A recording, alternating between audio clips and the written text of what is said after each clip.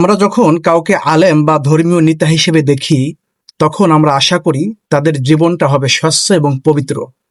কিন্তু ধর্মের লেবাস পরে যারা মানুষকে আকীদার সবক শেখান, পর্দার আড়ালে যদি তাদের আসল চেহারাটা হয় সম্পূর্ণ ভিন্ন, তাহলে সেটা কি মেনে নেওয়া যায় বলেন?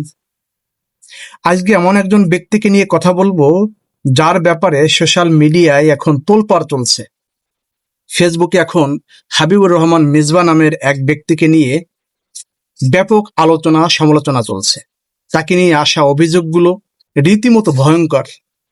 নেটিজেনদের তোলা অভিযোগ অনুযায়ী তিনি ধর্মের লেবাস পরে পর্দার আড়ালে নারীদের ভোগের সামগ্রী বানাচ্ছেন।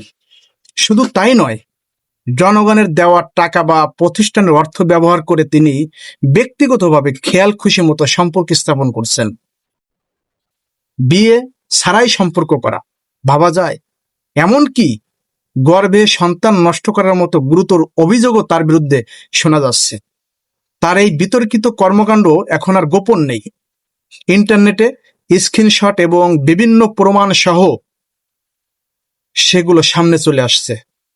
সাংবাদিক ইলিয়াস হোসাইন সহ আরো অনেক বিশ্লেষক তার এই কর্মকাণ্ড নিয়ে প্রশ্ন তুলছেন। সচেতন মহলের অভিমত হলো, ধর্মের দোহাই দিয়ে যারা এমন অনৈতিক কাজ করেন, তারা কেবল নিজেদের চরিত্রই নষ্ট করছেন না, বরং পুরো ইসলামী সমাজের ভাবমূর্তিকে কলঙ্কিত করছেন।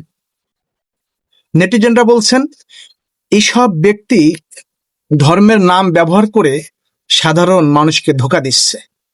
এদের কারণে প্রকৃত আলেম সমাজ এবং ইসলামী সংগঠনগুলোর বদনাম হচ্ছে, যা কোনোভাবেই কাম্য নয়।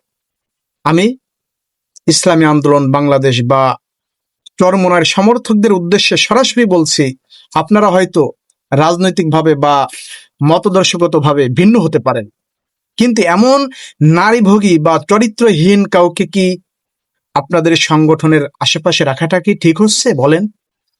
মিসবার মতো ব্যক্তিদের কারণে আপনাদের প্রতিষ্ঠানের সুনাম নষ্ট হচ্ছে।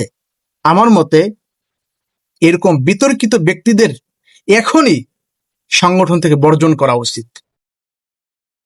আপনাদের দলে যেন এমন কেউ না থাকে তা নিশ্চিত করা এখন সময়ের দাবি। সত্যি বলতে, মিসবার মতো ব্যক্তিদের জন্য আজ পুরো ধর্মের বদনাম হচ্ছে।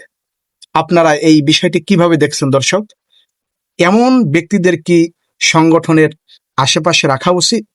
আপনাদের মূল্যবান মতামত অবশ্যই কমেন্টে জানান এবং ভিডিওটি শেয়ার করে অন্যদের